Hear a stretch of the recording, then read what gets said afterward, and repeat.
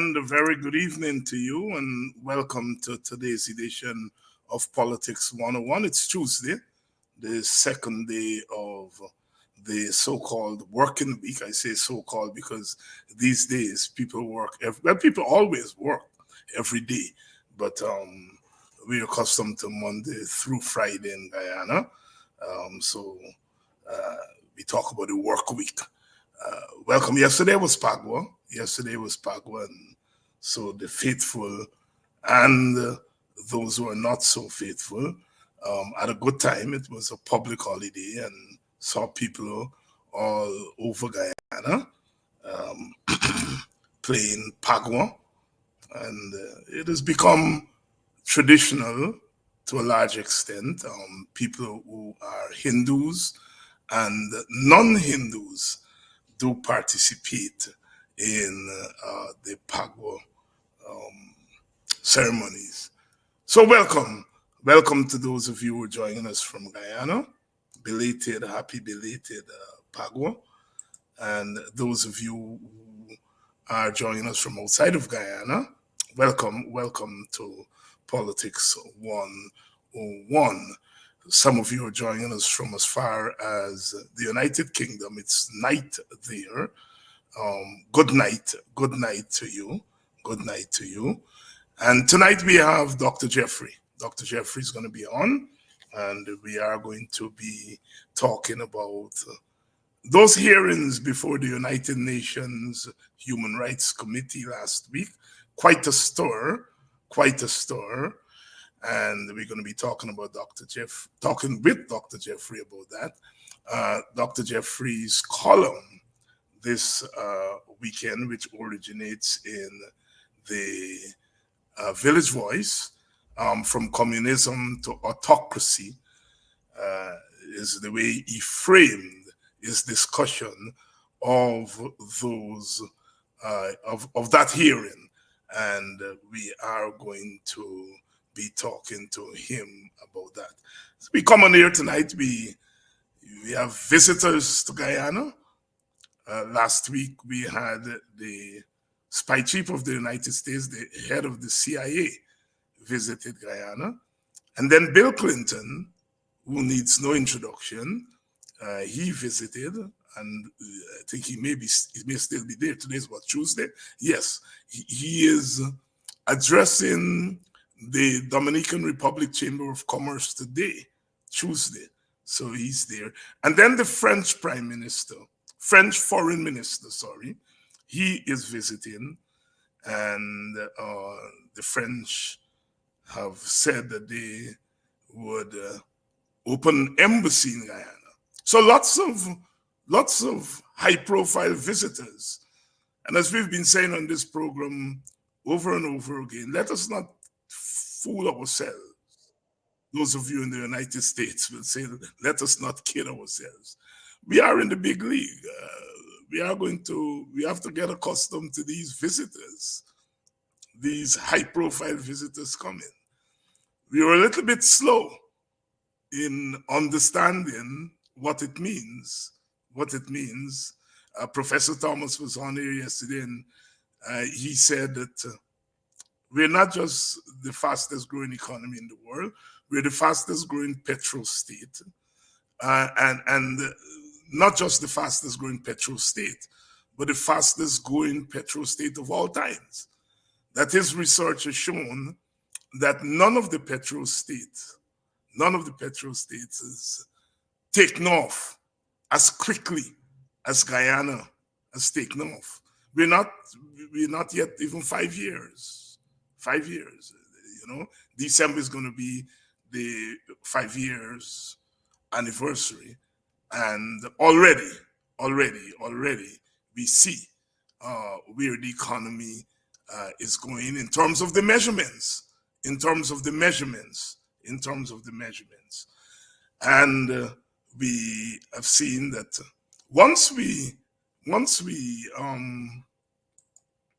admit the fact that we are a petrol state, we are the fastest growing petrol, then it's even more important for the government to be held accountable.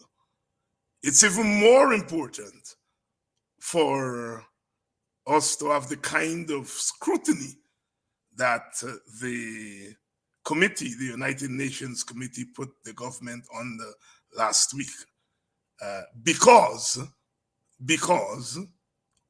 we are in the big league now. Welcome to those of you who are joining us, wherever you're joining us from. Welcome to Politics 101. We see the government announcing today that it has contracted a company to recruit 500 nurses to come to Guyana. Wow. Well, we know our nurses have been crying out, as public servants have been crying out, for better wages and salaries, and the government has not been heeding those cries, and lots of nurses have left.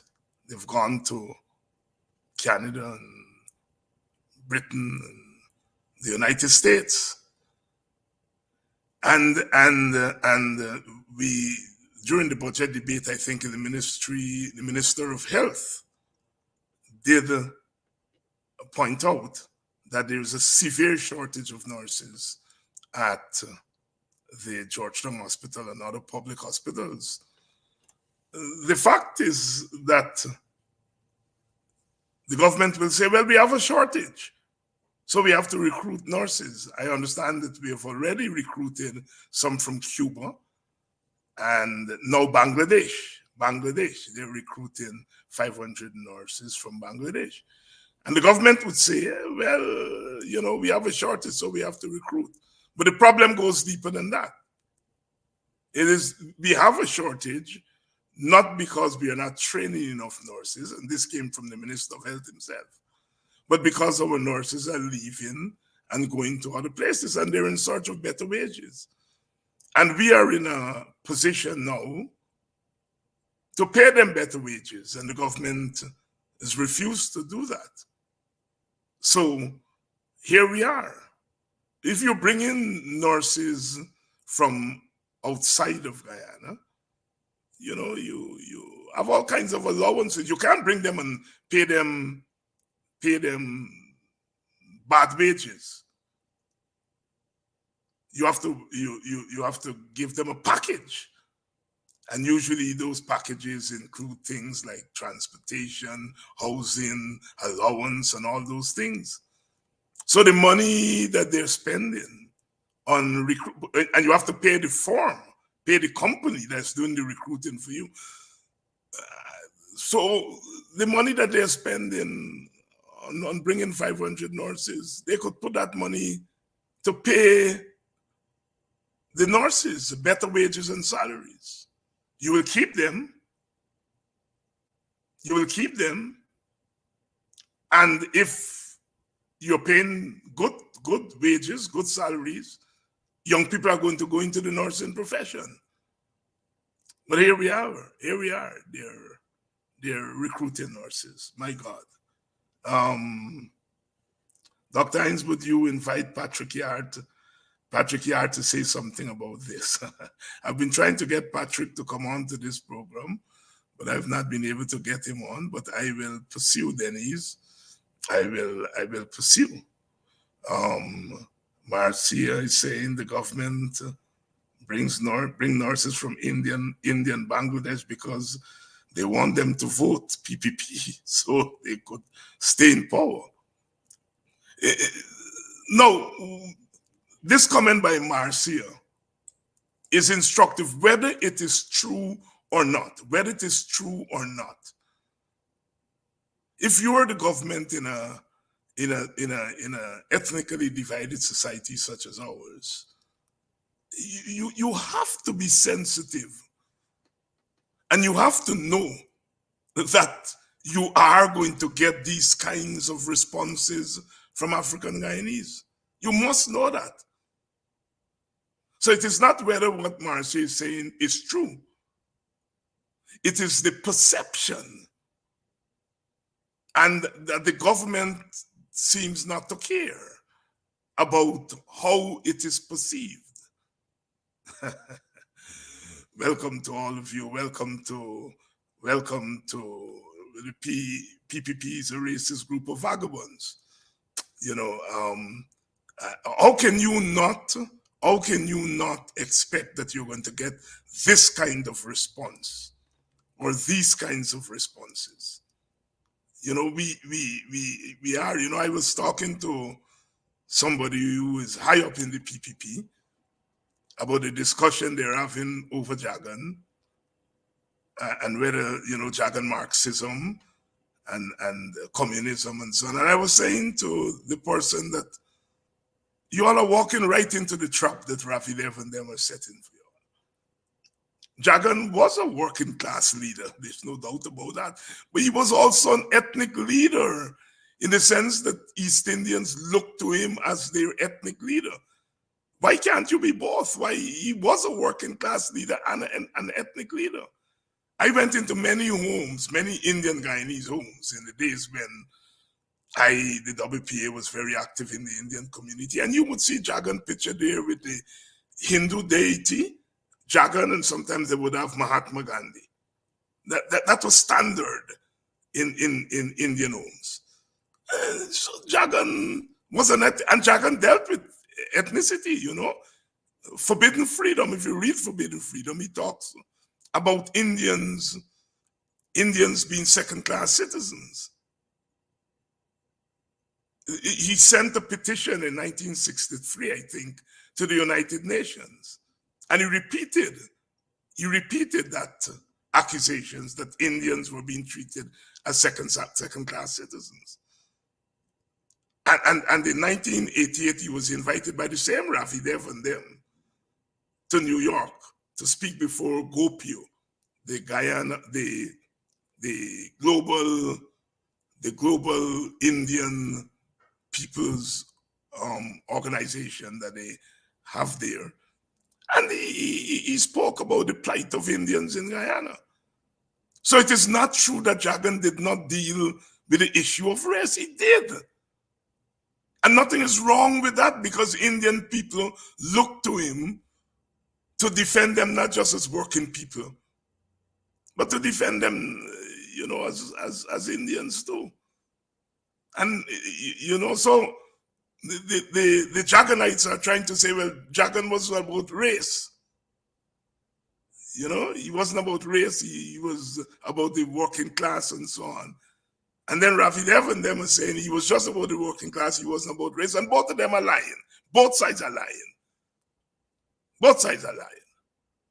Of course, the Rafi Dev group are really interested in justifying the present PPP, which is into a kind of Indian triumphalism, Indian domination, among other things.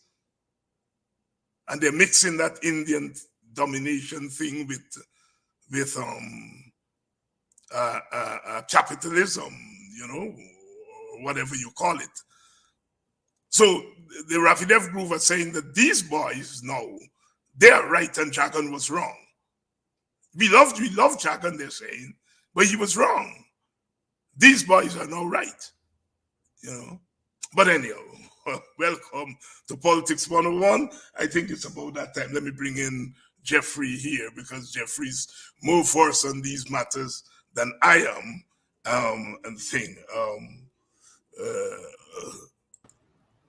Dr. Jeffrey, good evening. Good evening, David.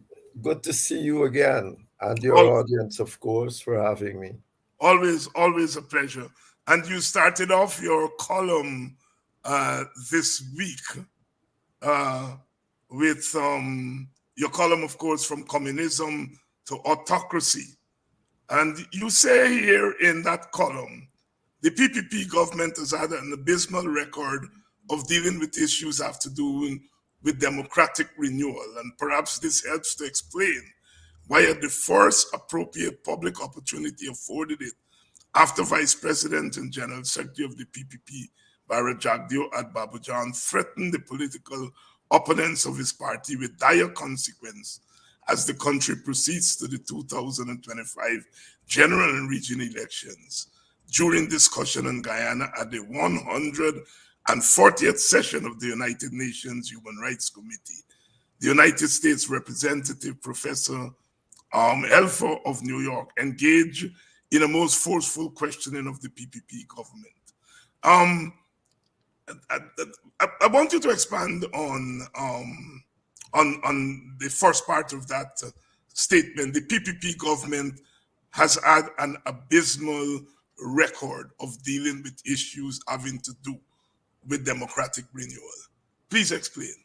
Yes. David, if you read the first paragraph there, Yes. Well, when I spoke essentially that the PPP, I said essentially that the PPP is falling into the same trap as JGAN of yesteryear. At that point, JGAN held on to being a communist when the West was saying all of this is wrong. We need open democratic society and all of that. Today, when the struggle is between democracy and autocracy, remember then the struggle was between communism and essentially Western liberal capitalism. PPP went with communism. Today, when the major struggle in the world today is about democracy and autocracy, the PPP seemed to be tying its bundle with autocratic governments. That is where it is at. So effectively, what I'm saying, and what are the hallmarks of autocratic government? Hallmarks is always threatening the opposition, not competing with them, threatening the opposition. They go out there and said, oh, I've been quiet, but we are going to come up, and all you getting involved and all of that. Threatening the opposition is one. The second thing is an important element. Look at all autocratic regimes. They go after the opposition, threaten the opposition, and then they control the judiciary. They want to control the judiciary. After 17 years, to this day, you cannot have the head of the judiciary, the two senior people in the judiciary. They have to look over their shoulders when you're making decisions. Today, essentially, let's say, look at America. When you appoint a judge, it's for life.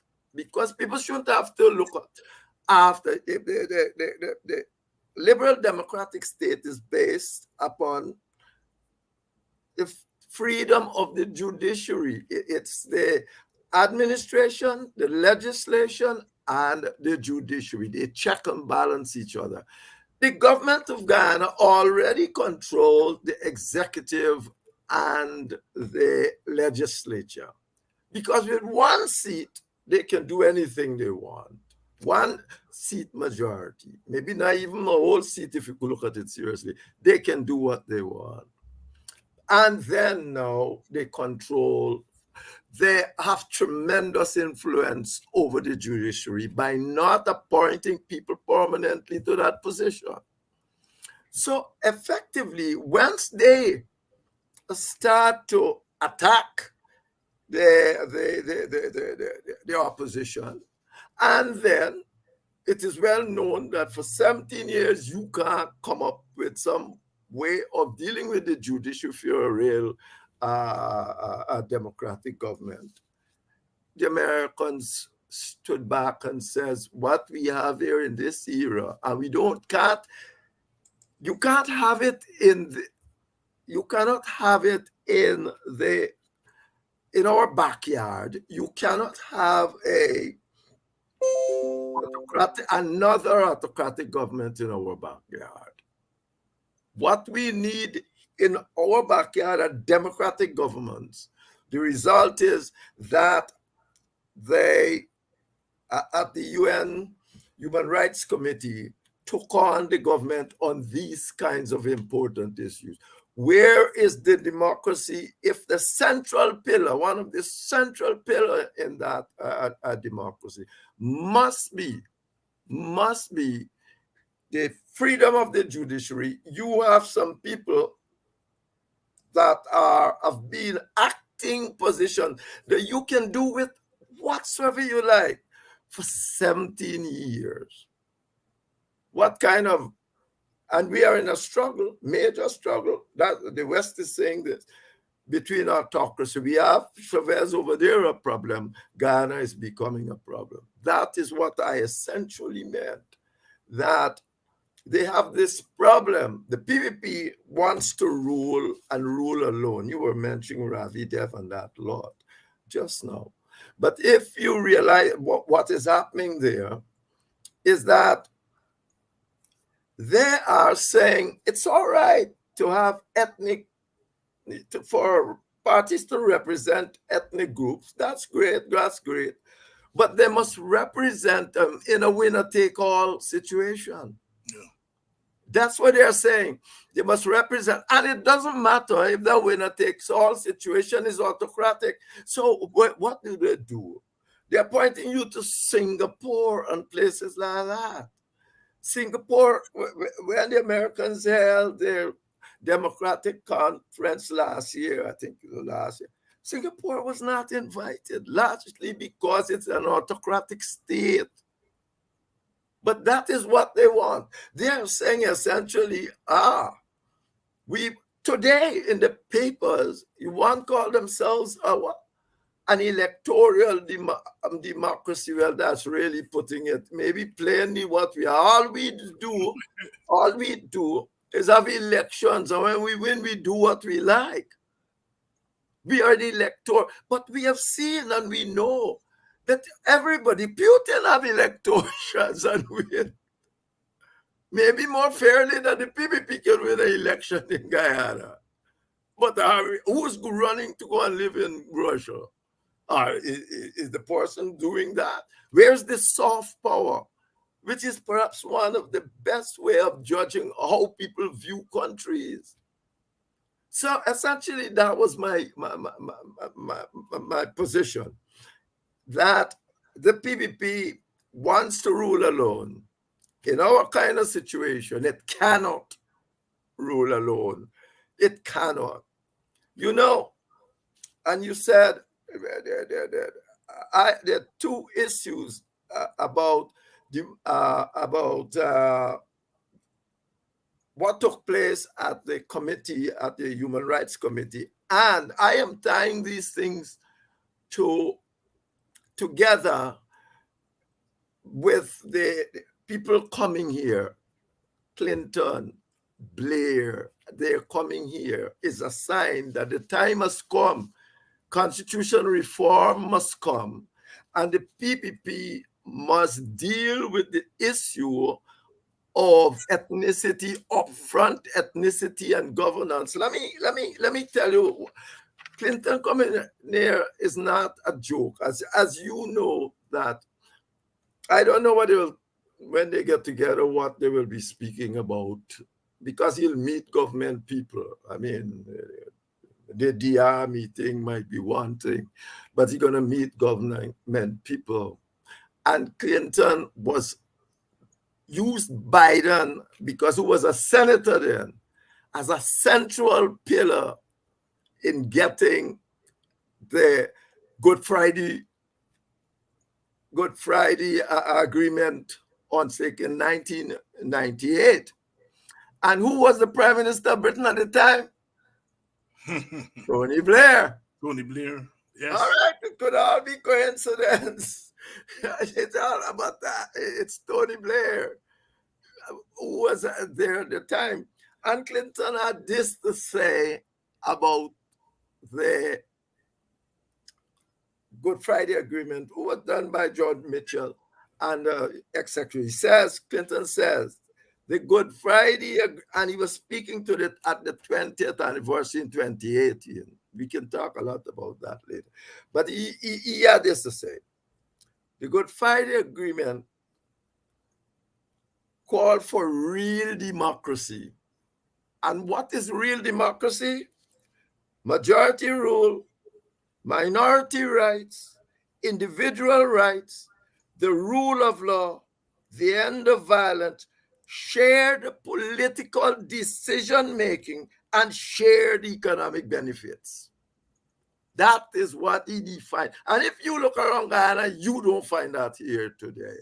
You got a government that can get up tomorrow with 1 seat majority and do what it likes. He went on to say, the most interesting thing was that by creating a space for the identity, interest, and values of all the people involved, it was a work of surpassing genius. And that is the center. You have to be able, you can't be running a country and determine that you are not going to have collective bargaining. And you are an ethnic party, essentially. That's what you are. But remember, this Ghana has nothing what we talk about. That's why they can go now and call themselves what? Elected democracy. Well, we see them all over the world. Elective democracy is not necessarily good. Elective democracy is not. Democracy, yes, is a central pillar, is majority rule, but elective democracy is only that. It does not include the other things. It doesn't have the moral values of a democracy. As I said, Putin can win, Modi can win elections, but you have to have other things. And it's the other things that make a democracy good. And now I see, because for one reason or another, they have put it in press, they are elected democracy. Like if there's a good thing in itself, you have to have the moral values of that. And Clinton state what those moral values are. You have to look after minority rights. You have to have decision making that reflects the views of everyone. And I don't agree with you when you say, these people are terrible people, or the person that make the comment, the people are like this. People is not like that. The Constitution allow them to be like that. Yeah. You're not like that. Which Constitution can do? You cannot, in our context of an ethnic 50-50 division society almost, you cannot have one single party doing what they like. You have to put them together, and that is what the Good Friday Agreement does. The Good Friday Agreement says, you are the majority, you can be the president, you can be the chief minister, but the man with the other thing, he'll be the deputy chief minister, and you all going to have a cabinet and sit on there and make decisions together. That is what is essential for you to having a democracy like in an ethnically conflictual society like ours. So, David, that's what more or less I meant. And I'm not.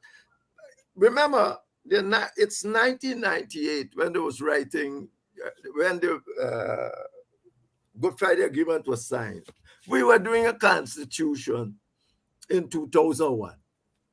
And we put it as a majoritarian constitution and say it's the best in the world. Constitutions are must be fit for their purpose. Yeah. You can have a majoritarian constitution in Barbados. It might not worry nobody about it. Or Jamaica, but as things are changing, you're even getting yes. Here. So effectively, but you got it in an ethnic divided country where per capita more people might have died as a result of ethnic conflict than in Northern Ireland. Because if you worried, some of the numbers they're showing like 2,000 some hundred people die in this country, and we only got per capita, we only 1 million people. They got nearly 2 million people, and they have 3,600 people die in that conflict in that period. So I'm saying to you that we have to, and I'm not, I'm saying nothing about the PNC and the short-lived government in that period, because it's nothing to shout about, because that they seem to have, I shouldn't say because you were there too. But the point is, I mean, they didn't understand what they were doing. They didn't understand the country. And I think I said in the article, Hoyt waited years. Yeah. Years, and he must be the most cosmopolitan of them. He live all over the place. He go.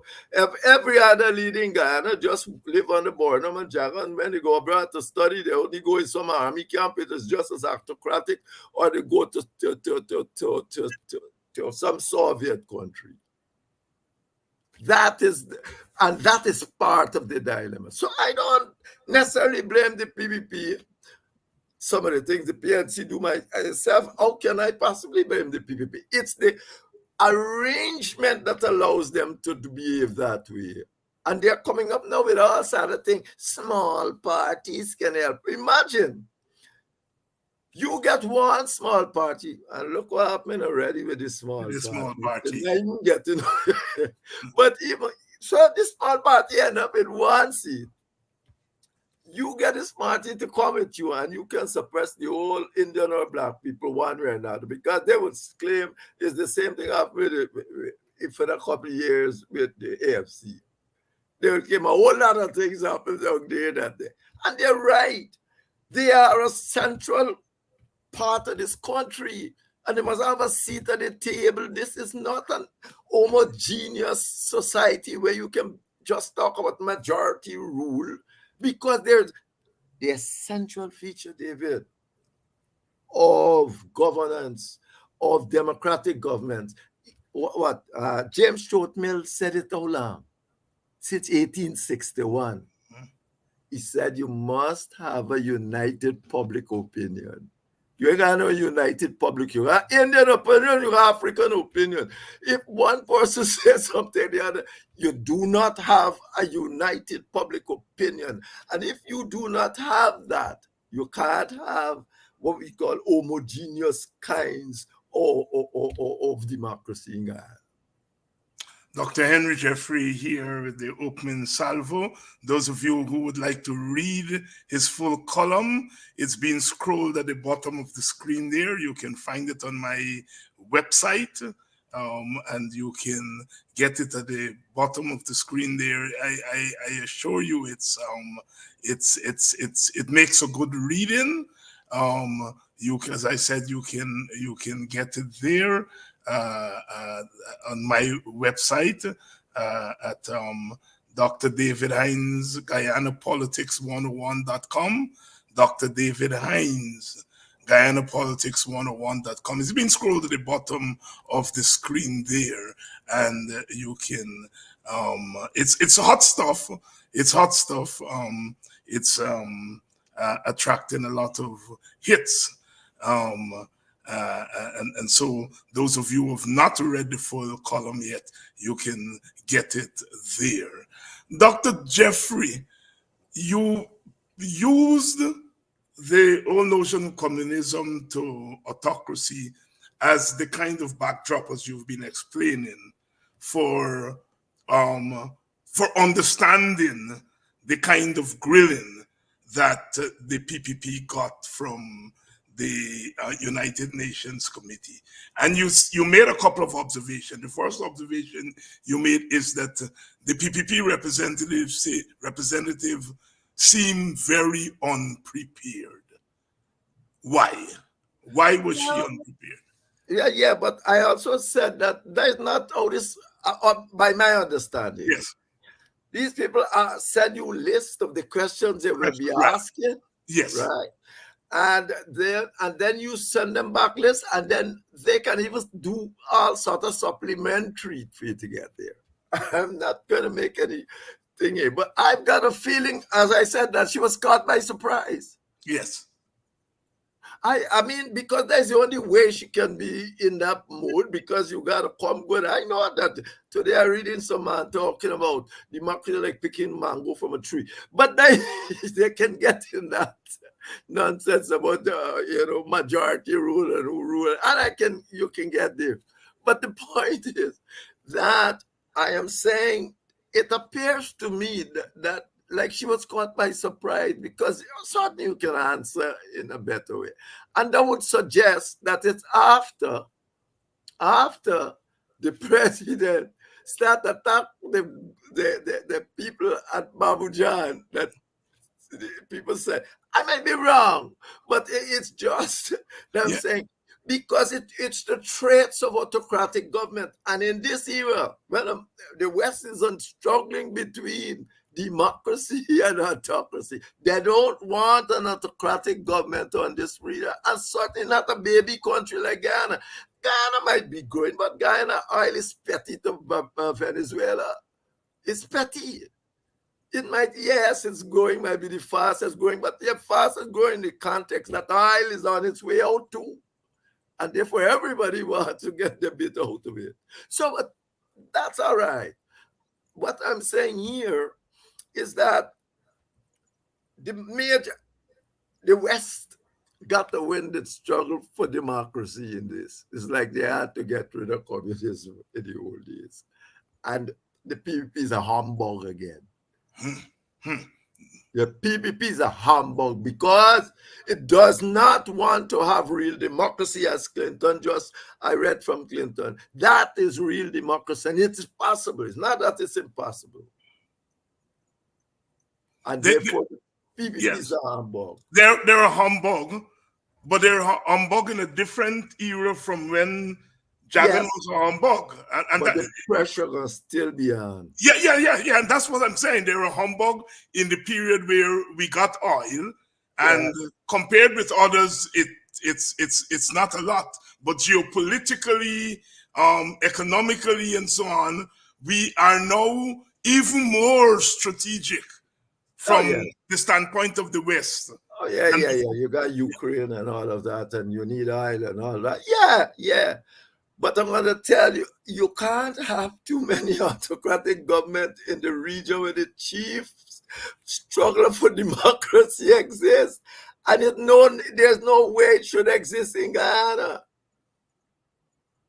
And they've already done their thing on numerous fronts to see that they do happen in Guyana. I'm almost certain of it.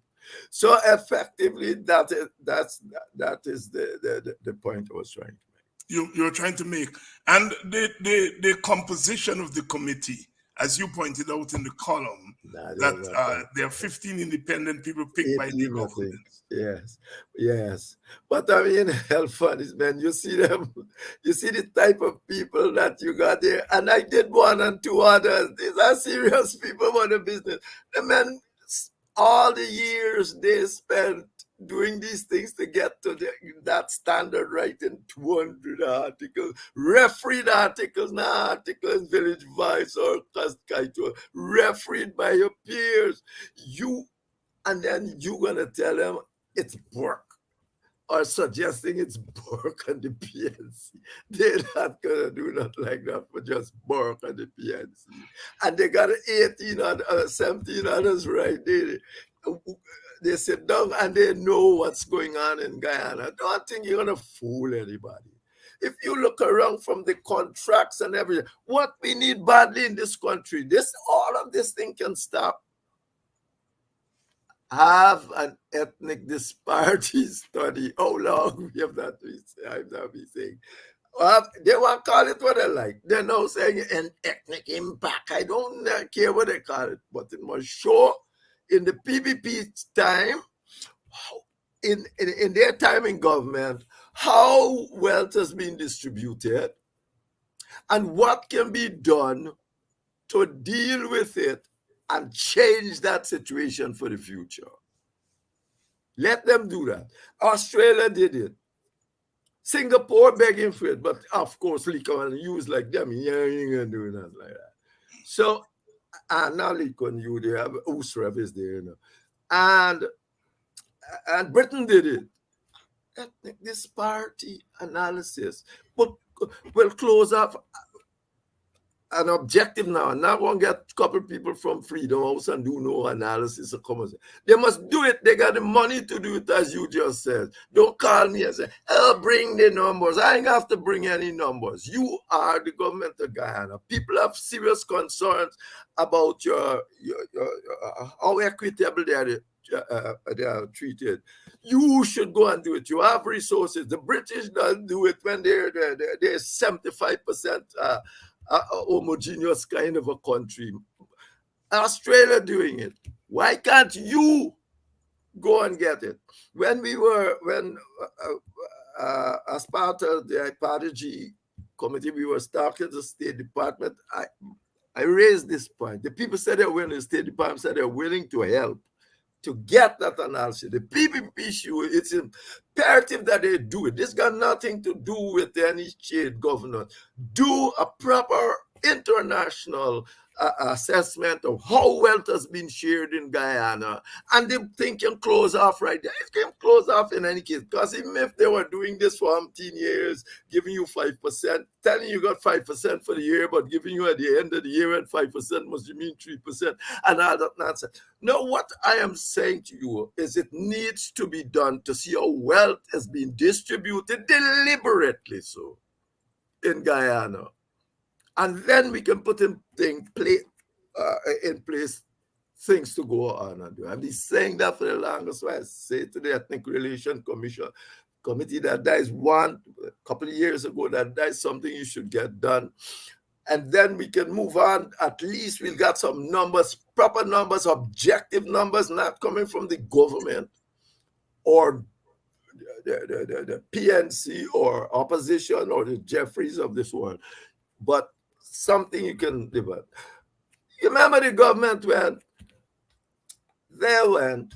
and they appoint the IRI, the International Republic Institute, yes, to help them. Where are they gone? They gone with constitutional reform. And what did they do? They ain't gonna get Gallup Caribbean to check the people of Guyana and say what they think about the government and democracy. Only about 20% of the people say they can say for certain that the government is a democratic government.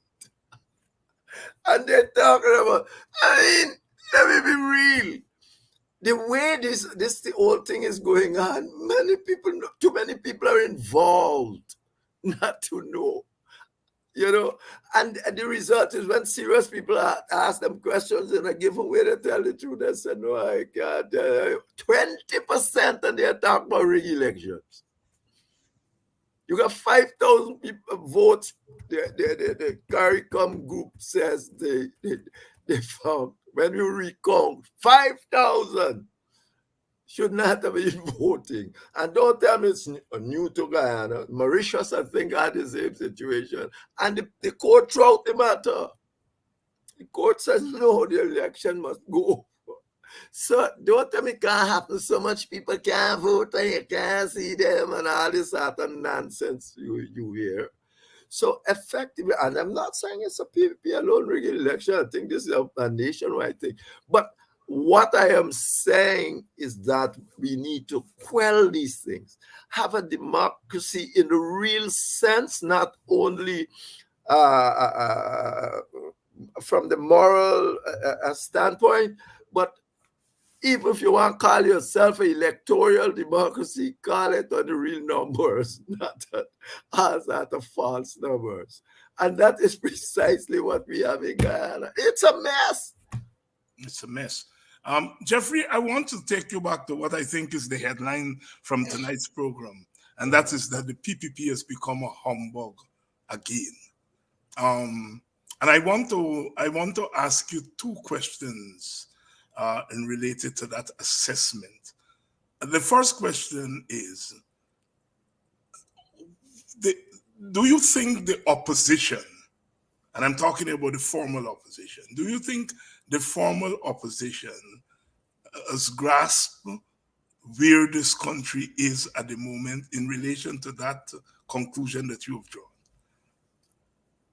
I can't say for certain if they have. Remember, I can't say for certain. I know that everything was out there for them to see where they are going with this. And everything, well, not what I done, other people have been saying should allow them. I don't know if they understand it. They're talking about winning the election, but you can't win elections like the land, do the same thing. Yeah. You know, we will win. When you win now, you want to go in and run the country better than the PPP. Who would believe you? PPP gonna be telling their people on the ground all the time is lie, you're doing this. We go through the same thing. So I don't know.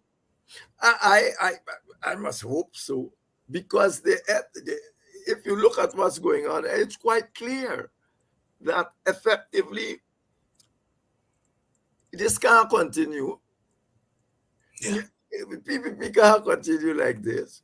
And it's for you to position yourself to be part of a process. Don't try to say you want to be everything in the process. You must position yourself to be part of that process. And whether or not I would not be saying, I don't know. I know Mr. Norton. I know at one point at time he was in for this kind of a thing, but I don't know at the moment. I don't know. I can't say. Don't know the moment. Dr. Henry Jeffrey here tonight. Those of you who have not read his most recent column, you can do so. From communism to autocracy, it's a very, very good read, and I think it sets up an understanding of where our country is at the moment and the framing in that he uses there to explain the PPP's attitude to democratic renewal and the democratic process. You can get it there on our website, Dr. David Hines, GuyanaPolitics101.com. Dr. David Hines, GuyanaPolitics101.com. Dr. Jeffrey, the second question I want to ask you, in relation to what we see coming out of the hearings. Clearly, those people are going to compile their reports and so on and so forth. But as you've concluded, the PPP has become humbug. What next? What next? Just what, in my view, I have no information on anything, but you're going to be hard pressed to tell me that Guyana is a country like Northern Ireland. Biden, who is president, Clinton, who was president, who used Biden at the time because he was part of the Irish group in America. Blair, who was the prime minister, all come here and not going to be interested in ISU, when indeed Guyana is a humbug in terms of democracy. The Human Rights Commission come out and tell them they're a humbug in terms of a democracy. So that's all I can say. I would find it strange. I mean that. Yeah, all right. It all could be just a coincidence, and I don't think so. That's not a coincidence. It's just, and the French people and all them, the French, if you read the European Commission report on election, it looked like they sort of, somebody appoint them like the point man on Guyana. Somebody appointed them because when it's their report outside the Carter Center. I don't know that America put out any report or anyone. They put out the report for the European Union and spoke a lot about the elections and all that and what needs to be done and which population can grow exponentially. I completely agree with you. I do not think that in a week you got a U.S. CIA chief Bill Clinton, the French foreign minister, coming here, it's not coincidence. We've been around politics a long Right. time. We have written on politics, observed politics to know that these things, they don't happen just like that.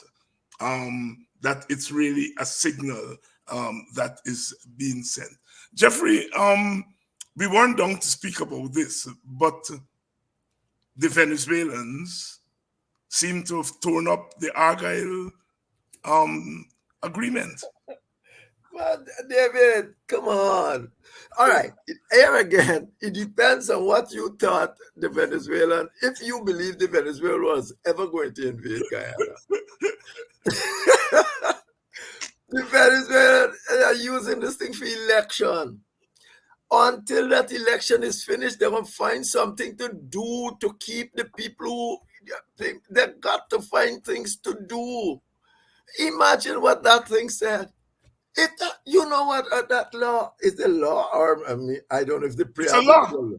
Yeah, but I don't know what said what I'm going to say to you. It said something to the effect that all this will come about when we have an agreement with Guyana. Yeah. You pass a law, or even your voice in the notion that here all of this depends upon us having an agreement with Guyana of all people. I mean, you know, that points to the fact that they are saying they ain't turning up no Argyle agreement because all this head depend upon they coming and get off it with you. But Maduro will have to keep finding new things to make those who believe that he's coming to Guyana believe it. And he'll have to do it until the elections. So look out for something else coming. He can't do it once and then just go home. Everybody will say, oh, you know, he fooled me for truth. But next thing, you got to keep this ball rolling until the elections finish. So, no, I don't think up in ante. And they're going to say they depend on me to agree to the ante. You up in ante to take away my country. I said, it all depends on me. We meet an agreement on it. Joke. What you thought of the government's response? But the government response, I think, is fine. Because regardless of what you may think and I may think, because we ain't have no facts, government got to have in place things to deal with it if it happens. You know, I can always say, oh, Maduro ain't doing nothing. But the government can't say behave like me. They might think so too, but they can't behave like me. They got to have things in place to deal with issue if perchance the man serious, because we are speculating here. But the government can't only live on the speculation. They have to have things in place, and I hope that they do have things in place. You said it, all sort of people are coming here. I hope they're speaking to them properly, and of course they're going to tell them about democracy, and they don't want that of Venezuela over here, you know. And Dr. Henry Jeffrey here tonight on a Tuesday night on Politics 101. I like to, you all are out in numbers tonight, big numbers tonight. And of course, that is always good to keep the conversation going. I did say last week that based on calls I get for interviews across the region and in the United States of America, and then you ask people, well, how did you get in touch with me? And a lot of them would point to Politics 101, which means that we have on these programs people who we don't know are on, but they're here, and these programs are really playing the role. So it's very important that, as one journalist told me, that it's very important that when they come on, they see hundreds of people are live on these programs, and they are amazed at the kind of political involvement of people via these what are no longer just simply social media programs, because I think they've gone beyond the narrow confines of social media. So I would like to thank you all for keeping this show and similar shows alive, because it's part of the process of democratizing our country, because that's where, as Dr. Jeffrey has said, I mean, that's where the struggle in the world is, between autocracy and democracy. And it's not like in the old days when the left would call democracy bourgeois democracy and so on and so forth. We have gone past that. I mean, we are where things are today. Dr. Jeffrey, the teachers walked out of the meeting after the government flouted the agreement. They first said they're going to go from 2019. Then they came back the next day and said we no longer going to 2019. The union walked out. The matter now is back in court. What says thou? First of all, the mere fact that the teachers, first of all, let me say, I think Justice Kissoon did a good job. Mm-hmm. In the context of his analysis of the Guyanese situation. So anything I say is not really a critique of that, because all of us can have our own opinions about different things. But for me, the minute you had a teacher strike and nobody want to come to on a strike, and particularly in Guyana where you can be discriminated against and so on, nobody wants to come out. That was already set that this thing break down. It was already broken down. What has happened is that it's now has only broken down formally, in the sense after you went to the court. It was broken down. The judge could just as well have said, gentlemen, here, this thing broken down. Now here what happened. The next step in that is conciliation by way of the Trade Union Act. You find a conciliator, agree on a conciliator. If you can't, I will find one, and you will sit down and conciliate. And if that breaks down, gentlemen and ladies, we are going to arbitration. Story done. Just follow the process. But now it breaks down. I think you got to go there, no matter how you didn't know, because effectively, you can't send them back to any other thing. You got to go now to conciliation proper, according to the trade union rules. And if they can't if you can't agree there, you go to compulsory arbitration. That is that is how I would think it must properly go. But we will have to live and see. But it was quite clear to me that the PPP don't want, and that's an important element in the striving for dominance, pay you what you like, do what you like, as I said just now. Do anything that's important element, especially for African Guyanese people, because they work for the government. Therefore, they can do what they want. They can tell you, oh, you have 5% increase from January, but we can give you in December. And people take it because they said that's part of it. They want to give you that, like, give you a bonus, your own money that they were supposed to give you whole year. So effectively, that is where I'm seeing this going. This gonna end up at conciliation and then at arbitration. I'm going to tell you why I think I was Minister of Labor. And I offered them last day talking about this, I passed. But the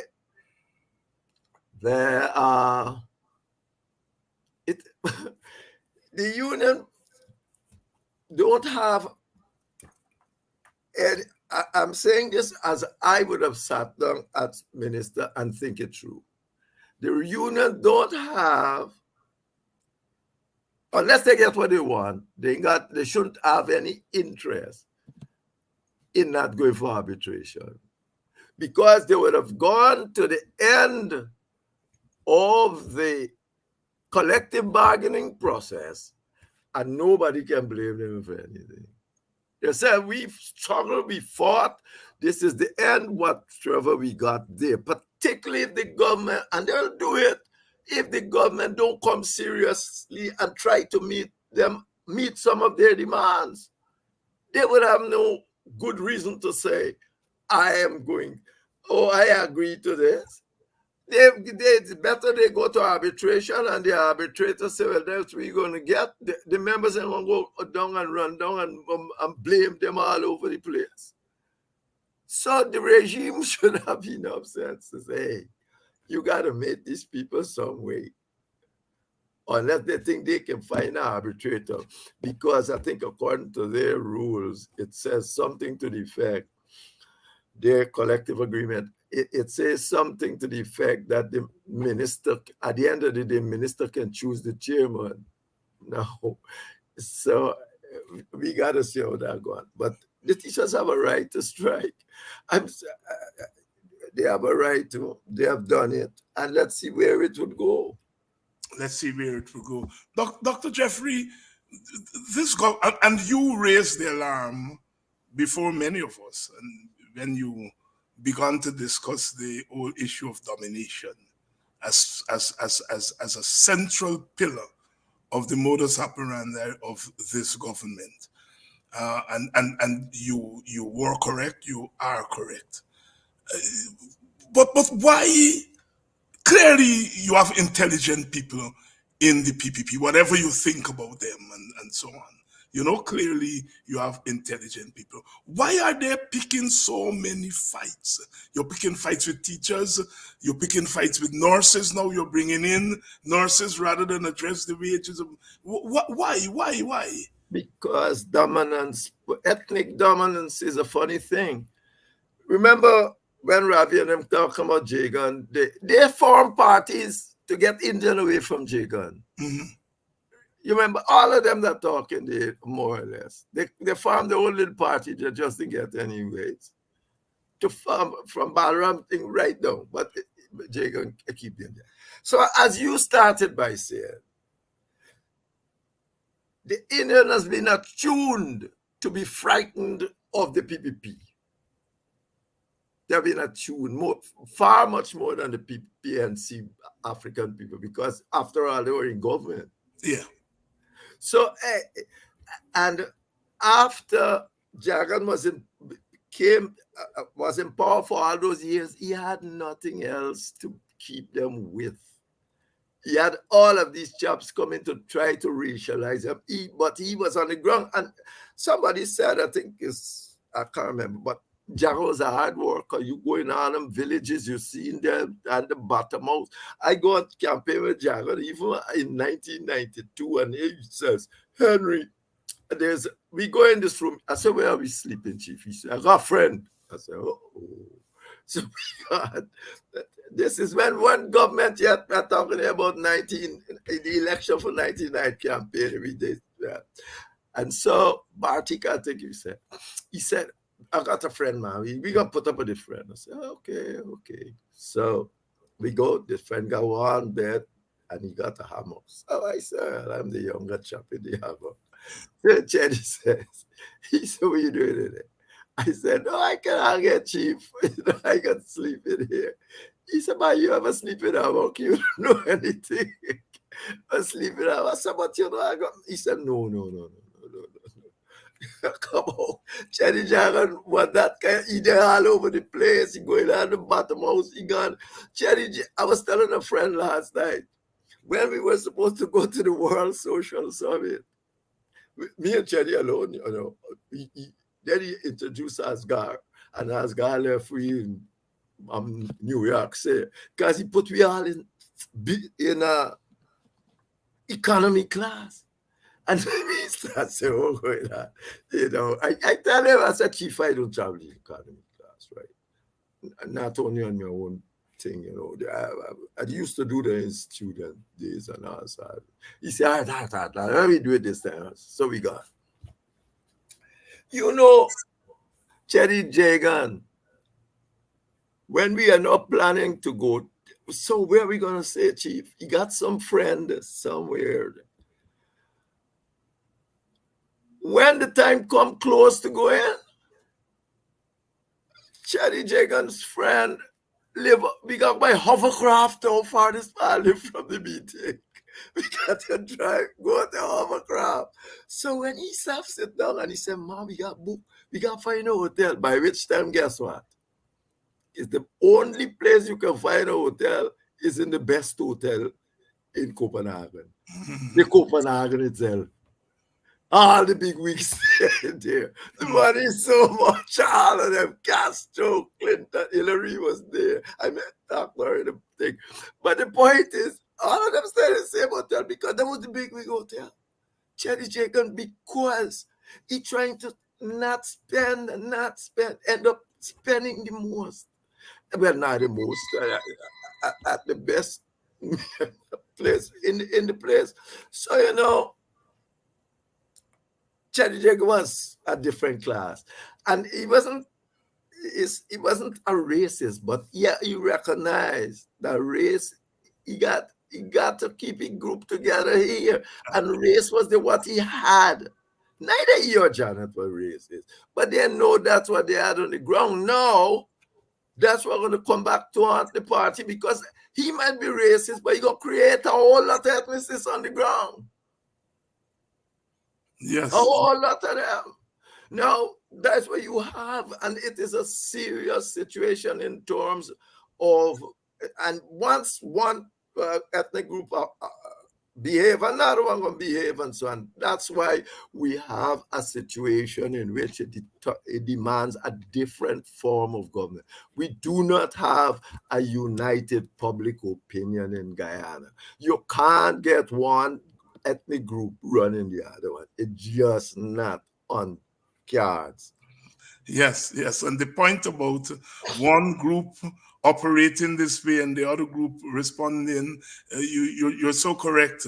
My elder Kwayana told me that he spoke on the PNC platform the night before the 1964 election, and they had gotten word that some of the red-skin tongue Africans were inclined to vote for the UF. And he was invited on the platform, and he said, "Red nigger, black nigger, all same nigger." I said, "Kwayana, you actually said that?" He said, "Yes, quote me."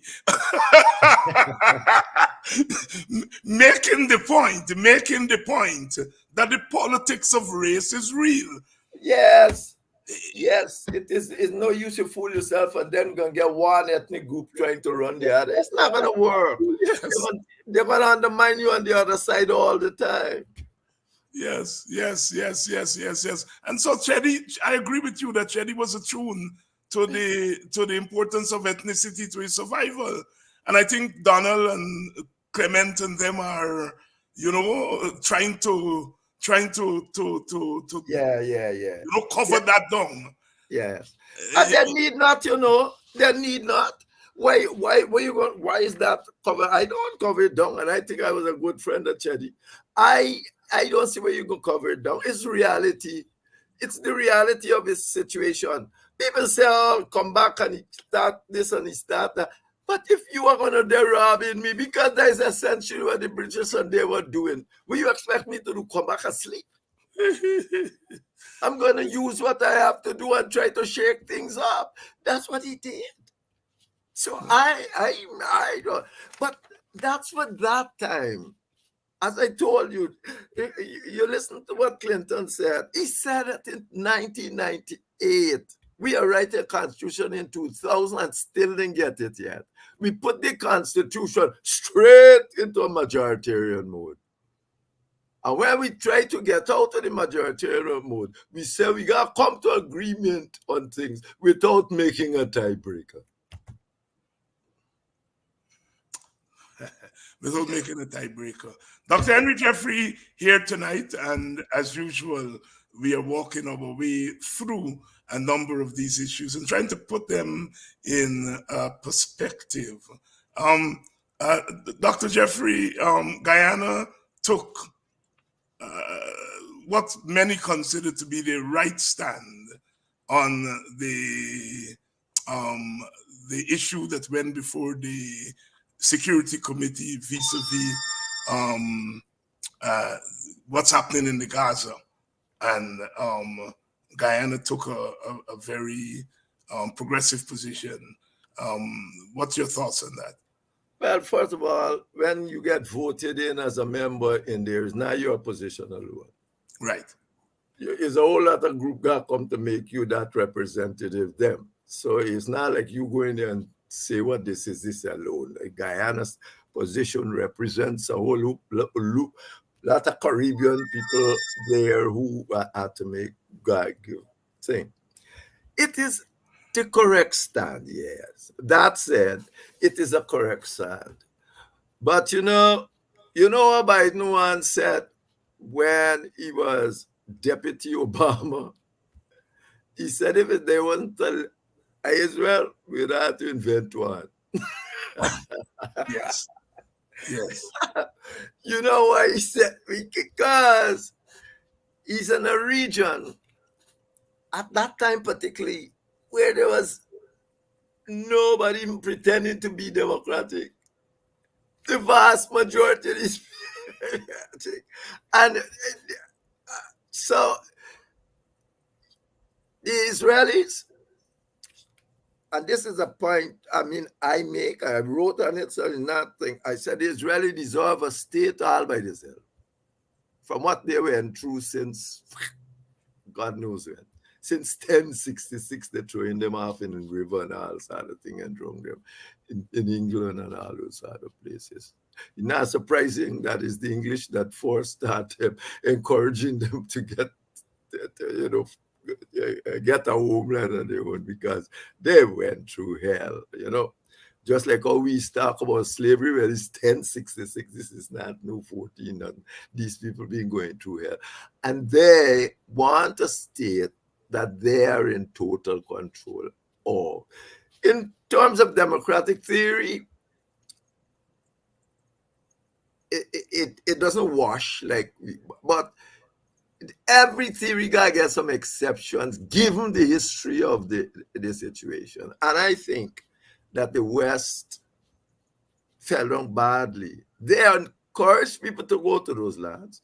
They made it so that they take away all the Palestinian lands years ago. They're doing this since after the Second World War.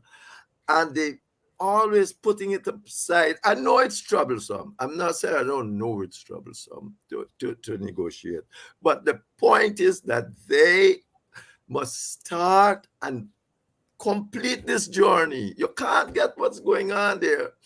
And Netanyahu, he get liquor. First of all, he was the Israeli army was so great if you heard about what he used to say. And then suddenly you have some old Palestinian cross the thing and cause me. So now we think that's going to make the bad. It's not. I think Netanyahu would have to go if you call the election after. He can't pull that back by killing all these people and this wildness that's going on there. And therefore, the thing is good. But as I said, you have to look at it on all sides. Yes, you should stop that nonsense there. And I think you're going to pay for that anyway. And but we got to get a state for the Israeli that they have complete control over. Dr. Henry Jeffrey, thank you very much for coming through again, and I will see you in 2 weeks' time. Thank you very much, David, and thank you very much for your audience. Thank you very much. And for those of you who would like to read Dr. Jeffrey's recent column, you can get it on our website, Dr. David Hines, GuyanaPolitics101.com. Dr. That's Dr. David Hines, GuyanaPolitics.com, all one word. And you can get Dr. Jeffrey's column there and other news stories on the website. While I'm at it, please follow us on our Facebook pages, Politics 101 with Dr. David Hines, and Hindsight with Dr. David Hines. Those are our two Facebook pages, and we also have two YouTube channels, Politics 101 with Dr. David Hines and Hindsight with Dr. David Hines. And of course, you can check out our website, Dr. David Hines, Guyana Politics 101.com. I'll see you all tomorrow. I think, I know we are likely to have Pastor Nigel London on tomorrow. Can't remember who else is going to be on tomorrow. But we are going to be here tomorrow, same time, same channel. And of course, we continue to do our work. See you all tomorrow.